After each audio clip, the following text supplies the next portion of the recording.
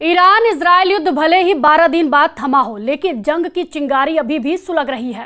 राष्ट्रपति ट्रंप के दबाव में भले ही इजरायल ने सीज फायर मान लिया हो, लेकिन अब हालात फिर से विस्फोटक हो गए हैं।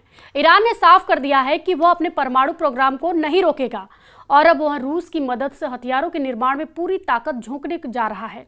वहीं ट्रंप, जिन्होंने 22 जून को ईरान के 3 परमाणु ठिकानों पर B-2 बम वर्षकों और टॉम हॉक मिसाइलों से हमले का दावा किया था, अब सीज फायर के महज 48 घंटे बाद ही फिर से बड़े हमले की धमकियां दे रहे हैं। आखिर ट्रंप का इरादा क्या है और ईरान किस ओर बढ़ रहा है? न्यूज़ 18 के डिजिटल प्लेटफॉर्म पर आपका स्वागत है। मैं हूं प्रिया सिंह। 12 दिन तक चले ईरान इजरायल युद्ध में भले ही विराम लग गया हो, लेकिन युद्ध की आग अभी भी धधक रही है। राष्ट्रपति ट्रंप ने भले ही इजरायल को सीज फायर के लिए मजबूर किया हो, लेकिन अब पता चला है कि ईरान अपने परमाणु प्रोग्राम को नहीं रोकने वाला है और वो पूरी ताकत से हथियार बनाने जा रहा है। बता दें, जो ट्रंप दावा कर रहे हैं कि 22 जून को ईरान के 3 परमाणु ठिकानों को अमेरिकी बमवर्षक B-2 और टॉम हॉक मिसाइलों ने तबाह कर डाला, वो ट्रंप अब ईरान पर बहुत बड़ा हमला करने जा रहे हैं।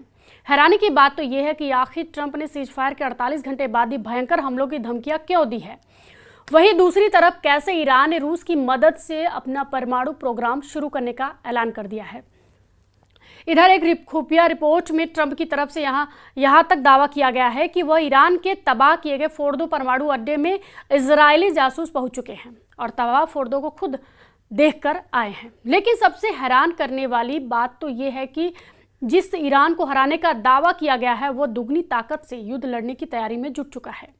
फ्रांस के राष्ट्रपति मैक्रो ने यहाँ तक कह दिया है कि ईरान और इजरायल के बीच कभी भी युद्ध भड़क सकता है। 12 दिन में इजरायल ने ऑपरेशन राइजिंग लॉयन के तहत ईरान में भीषण तबाही मचाई। जवाब में ईरान के ऑपरेशन ट्रू प्रॉमिस 3 ने ईरान पर 600 से ज़्यादा बैलिस्टिक मिसाइलें दागकर इजरायल के शहरों को तबाह कर डाला। कुल मिलाकर तेहरान और तेल अवीव दोनों की तस्वीरें देखने के बाद कहा जा सकता है कि ईरान ने अपने बलबूते इजरायल को वाकई में भारी नुकसान पहुंचाया है। हालांकि अमेरिका ने ईरान के 3 परमाणु ठिकानों पर हमला करके जिस तरह से ईरान को तबाह करने का दावा किया, उसकी पोल ईरान के साथ साथ अमेरिकी मीडिया ने खोल कर रख दी। यही वजह है कि अब ट्रंप ने ईरान पर फिर हमला करने की धमकी दी है। वहीं अमेरिका के राष्ट्रपति डोनाल्ड ट्रंप ने सीज फायर के 48 घंटे बाद ही ईरान पर बड़ा हमला करने का ऐलान कर दिया है। ट्रंप ने ईरान को धमकाते हुए कहा कि अगर उसने दोबारा परमाणु बम बनाने की कोशिश की तो अमेरिका ईरान पर बहुत बड़ा हमला करेगा। ट्रंप का दावा है कि अमेरिका के भीषण हमले की वजह से ईरान सीज फायर के लिए तैयार हुआ है। राष्ट्रपति ट्रंप का दावा है कि ईरान के फोर्दो परमाणु ठिकाने पर अमेरिका के B-2 बम वर्षकों ने हिरोशिमा और नागासाकी की तरह बम बरसाए हैं, जिसकी वजह से ईरान का फोर्दो परमाणु ठिकाना पूरी तरह से तबाह हुआ है। ट्रंप का ये भी दावा है कि ये अमेरिकी सेना के इतिहास का पहला ऐसा B-2 बमवर्षक से हमला था जिसमें इतनी बड़ी तादाद में हमला किया गया। हालांकि अमेरिकी मीडिया और ईरान दोनों ने ही डंके की चोट पर दावा किया है कि अमेरिका से हमले से ईरान का पूरा परमाणु मिशन तबाह नहीं हुआ है, बल्कि हमले से पहले ही ईरान ने 408 किलोग्राम यूरेनियम को गुप्त ठिकाने पर पहुंचा दिया है। हालांकि अमेरिका धमकी के बाद ईरान के विदेश मंत्री अब्बास अरागची ने 2 टूक में कहा है कि ईरान अपना परमाणु प्रोग्राम नहीं रोकेगा। कुछ रिपोर्ट में दावा किया गया है कि ईरान अगले 2 से 3 महीने में अपना परमाणु प्रोग्राम दोबारा शुरू कर देगा और इस मिशन में रूस ईरान का बहुत बड़े पैमाने पर साथ देने जा रहा है। यानी ट्रंप अब अमेरिकी सेना को दोबारा से ईरान पर हमले के आदेश दे सकते हैं। ईरान और इजरायल दोनों को ही 12 दिन की जंग बेहद भारी पड़ी है। दाव के मुताबिक इजरायली हमले में ईरान के टॉप 11 परमाणु वैज्ञानिक मारे गए हैं, जबकि ईरानी सेना और ईरान की IRGC के टॉप 14 यानी 40 जनरल और अफसर इजरायली हमले में मारे गए हैं। वहीं ईरान ने 12 दिन की जंग में 600 से ज़्यादा मिसाइलें दागकर इजरायल की राजधानी तेल अवीव, हाइफा, बेगल शेवा समेत 6 शहरों को बुरी तरह से रौंद डाला है। 12 दिन बाद हुए सीज फायर के बाद अब ट्रंप ने एक सनसनीखेज दावा करके ये साबित करने की कोशिश की है कि भले ही सीज फायर हो गया हो, लेकिन ईरान पर फिर हमला हो सकता है।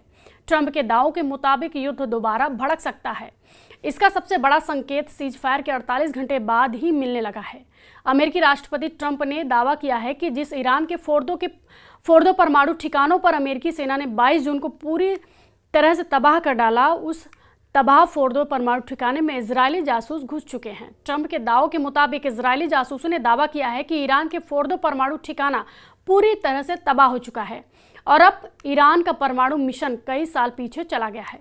ट्रंप ने हेग में नाटो शिखर सम्मेलन में फोर्डो पर बमबारी के बारे में बोलते हुए बताया कि आप जानते हैं कि हमले के बाद उनके लोग यानी इजरायल जासूस वहां गए थे और उन्होंने कहा कि यह पूरी तरह से विनाश था।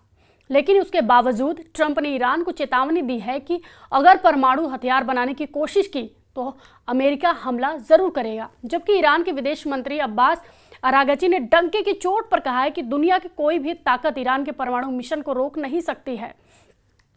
वहीं ईरान और इजरायल के बीच जंग रुकने के तुरंत बाद ईरान ने बड़ा कदम उठाया। ईरान की संसद ने संयुक्त राष्ट्र परमाणु निगरानी संस्था के साथ सहयोग रोकने से जुड़े अहम विधेयक को मंजूरी दे दी है। अमेरिकी बमबारी के बाद ईरान के इस फैसले से अब सवाल उठ रहा है कि क्या बिना किसी निगरानी के ईरान का परमाणु कार्यक्रम बेकाबू हो जाएगा। इसके अलावा ईरान ने इजरायल से चुन चुनकर बदला लेना शुरू कर दिया है और मोसाद एजेंट्स की धरपकड़ भी तेज कर दी है। यानी एक तरफ ईरान ने परमाणु संस्था IAEA से संबंध खत्म कर दिए हैं, तो वहीं दूसरी तरफ इजरायल के जासूसों को ईरान में तेजी से पकड़ने शुरू कर दिया गया है। ऐसे में सवाल उठ रहा है कि अगर ईरान के एटमी ठिकाने तबाह हो गए तो फिर अमेरिकी मीडिया और पेंटागन से रिपोर्ट में सवाल क्यों खड़े हो रहे हैं।